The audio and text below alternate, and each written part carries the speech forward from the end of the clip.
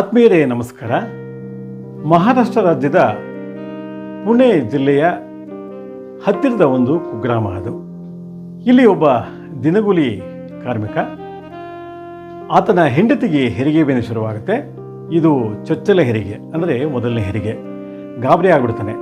ಅವನಿಗೆ ಆ ಕ್ಷಣ ಏನು ಮಾಡಬೇಕಂತ ತೋಚಲ್ಲ. ಅವನ ಒಂದು ಎಣಿಕೆ ಏನಾಗಿರುತ್ತೆ ಅಂದರೆ, ಹೆರಿಗೆ ನೋವು ಬಂದ ತಕ್ಷಣ ಹೆಂಡತಿಯನ್ನು ಗೌರ್ಮೆಂಟ್ ಆಸ್ಪತ್ರೆಗೆ, ಅಂದರೆ ಸರ್ಕಾರಿ ಆಸ್ಪತ್ರೆಗೆ ದಾಖಲಿಸಿ ಹೆರಿಗೆ ಮಾಡಿಸ್ಬೇಕು ಅಂತ ಆಗಿರುತ್ತೆ. ಯಾಕೆಂದರೆ ಆರ್ಥಿಕವಾಗಿ ಬಹಳಷ್ಟು ಕುಗ್ಗಿರ್ತಾನೆ, ಸಮಸ್ಯೆಗಳಿರುತ್ತೆ.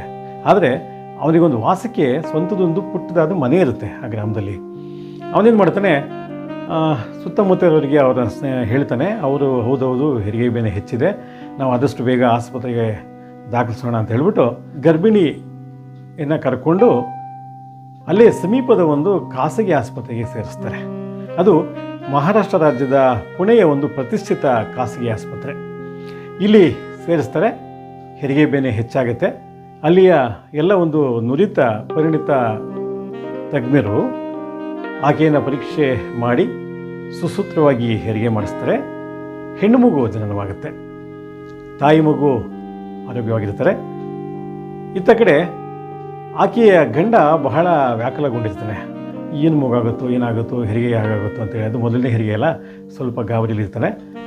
ನೋಡಪ್ಪ, ಪರಿಸ್ಥಿತಿ ನೀವು ಕರ್ಕೊಂಡು ಬಂದಾಗ ಒಳ್ಳೆಯ ಸಮಯ ಕರ್ಕೊಂಡು ಬಂದ್ರಿ, ಪರಿಸ್ಥಿತಿ ತುಂಬ ಕ್ರಿಟಿಕಲ್ ಆಗಿತ್ತು, ನಾವು ಹೆರಿಗೆ ಮಾಡಿದ್ದೀವಿ, ಸುಸೂತ್ರವಾಗಿದೆ, ತಾಯಿ ಮತ್ತು ಮಗು ಆರೋಗ್ಯವಾಗಿದ್ದಾರೆ, ಹೆಣ್ಮಗು ಆಗಿದೆ ಅಂತೇಳಿ. ಅವನಿಗೆ ಬಹಳ ಖುಷಿಯಾಗುತ್ತೆ. ಹೆಣ್ಮಗು ಆಗಿದ್ದು ಅವನ ನಿರೀಕ್ಷೆ ಕೂಡ ಒಂದು ಅದೇ ಇತ್ತು. ಅಂದರೆ ನನಗೆ ಮೊದಲನೇದಾಗಿ ಹೆಣ್ಮಗು ಆಗಬೇಕು ಅಂತ ಹೇಳಿ ಗಂಡ ಹೆಂಡತಿ ಮಾತಾಡ್ಕೊಂಡಿರ್ತಾರೆ. ಹೆಣ್ಮಗು ಆಗುತ್ತೆ. ಆದರೆ ಅವನಿಗೆ ಎಲ್ಲೋ ಒಂದು ಕಡೆ ಚಿಂತೆ ಕಾಡ್ತಾ ಇರುತ್ತೆ. ಏನಪ್ಪ ಇದು, ನಾನು ದಿಢೀರಂತೆ ಹೇಳಿಬಿಟ್ಟು ಈ ಒಂದು ಪ್ರತಿಷ್ಠಿತ ಆಸ್ಪತ್ರೆಗೆ, ಖಾಸಗಿ ಆಸ್ಪತ್ರೆಗೆ ಬಂದು ಸೇರಿಸ್ಬಿಟ್ಟೆ. ಇಲ್ಲಿ ಇನ್ನೂ 3-4 ದಿವಸ ಇರ್ಬೋದು, ಅದು ಸಿಸೇರಿಯನ್ ಅಂತ ಹೇಳಿದ್ದಾರೆ. ಯಾವಾಗ ಡಿಸ್ಚಾರ್ಜ್ ಮಾಡ್ತದೋ, ಏನು ಇದು ಫೀಸ್ ಆಗುತ್ತೋ, ಅಂದರೆ ಎಷ್ಟು ಇಲ್ಲಿ ಶುಲ್ಕ ಆಗುತ್ತೋ, ಏನಾಗುತ್ತೋ, ಈ ಆಸ್ಪತ್ರೆ ಬೇರೆ ದೊಡ್ಡದಾಗಿದೆ, ಇದೇನಪ್ಪ ಮಾಡೋದು ಅಂತ ಯೋಚನೆ ಮಾಡ್ತಿರ್ತಾನೆ. ಸರಿ, ಏನೇ ಆಗಲಿ ನೋಡೋಣ, ದೇವರಿಟ್ಟಾಗ ಆಗಲಿ, ಭಗವಂತ ಕಾಪಾಡ್ತಾನೆ ಅಂತ ಹೇಳಿ, ಅಂಥ ಅನಿವಾರ್ಯತೆ ಬಂದರೆ ಹೇಗಿದ್ರು ನನಗೊಂದು ಪುಟ್ಟದಾದ ಮನೆ ಇದೆ, ಆ ಮನೆಯನ್ನು ಅಡಮಾನ ಇಟ್ಬಿಟ್ಟು ಅಥವಾ ಬೇರೆಯೇ ವ್ಯವಸ್ಥೆ ಮಾಡಿಬಿಟ್ಟು ಈ ಒಂದು ಶುಲ್ಕನ ಪಾವತಿಸೋಣ, ತುಂಬ ಹೆಚ್ಚಾದರೆ ಅಂತ ಹೇಳ್ಬಿಟ್ಟು ಅಂದ್ಕೊಳ್ತಾನೆ. ಆಮೇಲೆ ಒಂದು 3-4 ದಿವಸ ಆದಮೇಲೆ ಡಿಸ್ಚಾರ್ಜು ಮಾಡಬೇಕಾಗಿರುತ್ತೆ, ಅಂದರೆ ಮನೆ ಕಳಿಸ್ಬೇಕಾಗಿರುತ್ತೆ. ಅಲ್ಲಿನ ಮುಖ್ಯ ವೈದ್ಯರು ಕರೀತಾರೆ, ನೋಡಪ್ಪ ನೀನು ಎಲ್ಲ ತಾಯಿ ಮಗು ಆರೋಗ್ಯವಾಗಿದ್ದಾರೆ, ನಾನು ಕೆಲವು ಮಾತ್ರೆಗಳನ್ನೆಲ್ಲ ಬರ್ಕೊಡ್ತೀನಿ, ಆ ಥರ ನೀವು ಸ್ವಲ್ಪ ನೋಡ್ಕೊಳ್ಳಿ, ಏನೂ ಚಿಂತೆ ಇಲ್ಲ, ಮಗು ಆರಾಮಾಗಿದೆ, ನೀವು ಇವತ್ತು ಸಂಜೆ ಒಳಗೆ ಕರ್ಕೊಂಡು ಹೋಗ್ಬೋದು, ಡಿಸ್ಚಾರ್ಜ್ ಆಗುತ್ತೆ ಅಂತ ಹೇಳ್ತಾನೆ. ಡಾಕ್ಟ್ರ್ ಇಷ್ಟೆಲ್ಲ ಹೇಳ್ತಿರ್ಬೇಕಾದ್ರೆ ಆ ಕಾರ್ಮಿಕನಿಗೆ ಇನ್ನೂ ಭಯ ಆಗುತ್ತೆ, ಏನಪ್ಪ ಇಷ್ಟೆಲ್ಲ ಹೇಳ್ತಾರೆ ಅಂದ್ಬಿಟ್ಟು. ಆದರೂ ಕೇಳ್ತಾನೆ, ಸರ್ ತುಂಬ ಖುಷಿ ಆಯಿತು, ನೀವು ತುಂಬ ಚೆನ್ನಾಗಿ ಮಾಡಿದ್ರಿ, ತುಂಬ ಚೆನ್ನಾಗಿ ನೋಡ್ಕೊಂಡ್ರಿ, ತುಂಬ ಚೆನ್ನಾಗಿ ಮಾತನಾಡಿಸಿದ್ರಿ, ಭಾಳ ಖುಷಿ ಆಯಿತು ಸರ್. ಆಯಿತು, ಡಿಸ್ಚಾರ್ಜ್ ಆಗಲಿ, ಕರ್ಕೊಂಡು ಹೋಗ್ತೀನಿ, ನೋಡ್ಕೊಳ್ತೀನಿ, ನೀವು ಹೇಳಿದಾಗೆ ಮಾಡ್ತೀನಿ, ಸಮಯಕ್ಕೆ ಸರಿಯಾಗಿ ನಾನು ಎಲ್ಲ ಒಂದು ಆರೈಕೆ ಮಾಡ್ತೀನಿ. ಸರ್ ಫೀಸ್ ಎಷ್ಟಾಯಿತು ಅಂತ ಹೇಳ್ತಾರೆ. ಆ ವೈದ್ಯರು ಮುಗುಳ್ನಗುತ್ತಾ ಹೇಳ್ತಾರೆ, ಇಲ್ಲ ಇದಕ್ಕೆ ನಾವು ಯಾವುದೋ ಫೀಸ್ ತೊಗೊಳ್ಳ ಅಂತ ಹೇಳಿ. ಅವನಿಗೆ ತುಂಬ ಆಶ್ಚರ್ಯ ಆಗಿಬಿಡುತ್ತೆ. ಏನು ಸರ್ ಹೀಗೆ ಹೇಳ್ತಾ ಇದ್ದೀರಾ, ಹೆರಿಗೆ ಆಗಿದೆ ಹೀಗೆ ಹೇಳ್ತಿದ್ದೀರಲ್ಲ. ಇಲ್ಲಪ್ಪ, ಈಗ ನಮ್ಮ ಆಸ್ಪತ್ರೆಯಲ್ಲಿ ಒಂದು ಪದ್ಧತಿ ಇದೆ. ಈ ಆಸ್ಪತ್ರೆಯಲ್ಲಿ ಏನಪ್ಪ ಅಂದರೆ, ಈ ಆಸ್ಪತ್ರೆಯಲ್ಲಿ ಯಾವುದೇ ಒಂದು ಹೆಣ್ಣು ಮಗು ಜನನವಾದರೆ ಹೆಣ್ಣು ಮಗುವಿಗೆ ನಾವು ಯಾವುದೇ ಒಂದು ಶುಲ್ಕವನ್ನು ವಿಧಿಸೋಲ್ಲ. ಎಲ್ಲ ಖರ್ಚು ವೆಚ್ಚವನ್ನು ನಮ್ಮ ಆಸ್ಪತ್ರೆಯಿಂದಲೇ ಅಥವಾ ಕೆಲವು ಟ್ರಸ್ಟ್ಗಳ ಮೂಲಕ, ದಾನಿಗಳ ಮೂಲಕ ಪಡೆದಿರೋ ಹಣದಿಂದ ನಾವು ನಿಭಾಯಿಸ್ತೀವಿ. ಇಲ್ಲಿ ಸುಮಾರು ಹೆರಿಗೆ ಆಗಿದೆ. ಹೆಣ್ಣುಮಗು ಹುಟ್ಟಿದರೆ ಅವರ ಒಂದು ಪೋಷಕರಿಂದ ಅಥವಾ ಅವ್ರ ಕಡೆಯಿಂದ ನಾವು ಯಾವುದೋ ಹಣ ಪಡೆಯೋದಿಲ್ಲ, ಹಾಗಾಗಿ ಇದು ಉಚಿತವಾದು ಅಂತ ಹೇಳ್ತೀನಿ. ಆ ವ್ಯಕ್ತಿಯ ಕಣ್ಣಲ್ಲಿ ದಳದಳನೆ ಬಂದ್ಬಿಡುತ್ತೆ. ಹೋಗಿ ಆ ಡಾಕ್ಟ್ರ ಕಾಲಿಗೆ ಬೀಳ್ತಾನೆ. ಅವ್ರು ಹೇಳಪ್ಪ ಬೀಳ್ಬೇಡ, ಹೇಳಿ ಅಂತ. ಎಲ್ಲ ಡಾಕ್ಟರ್, ಬಹಳ ಗಾಬರಿ ಆಗಿತ್ತು, ಇಷ್ಟು ದೊಡ್ಡ ಆಸ್ಪತ್ರೆ, ಎಷ್ಟು ಖರ್ಚಾಗುತ್ತೆ ಏನಾಗುತ್ತೆ ಅಂತ ಹೇಳಿ ನನಗೆ ಗೊತ್ತಿರಲಿಲ್ಲ. ನೋಡಿ ಎಷ್ಟು ಖುಷಿ ಆಗುತ್ತೆ, ನೀವು ಇದು ಅಷ್ಟು ಉಚಿತವಾಗಿ ಮಾಡಿದ್ದೀರಿ, ನೀವು ನನ್ನ ಪಾಲಿನ ದೇವರು ಅಂತಾನೆ. ಹಾಗೆಲ್ಲ ಹೇಳ್ಬೇಡಪ್ಪ, ಇದು ಕಳೆದ 10 ವರ್ಷದಿಂದ ನಾನು ನಡೆಸ್ಕೊಂಡು ಬಂದಿದ್ದೀನಿ. ನಮ್ಮ ತಾಯಿಯವರು ಬಹಳ ಕಷ್ಟಪಟ್ಟು ನನಗೆ ಓದಿಸಿ ಬೆಳೆಸಿದರು.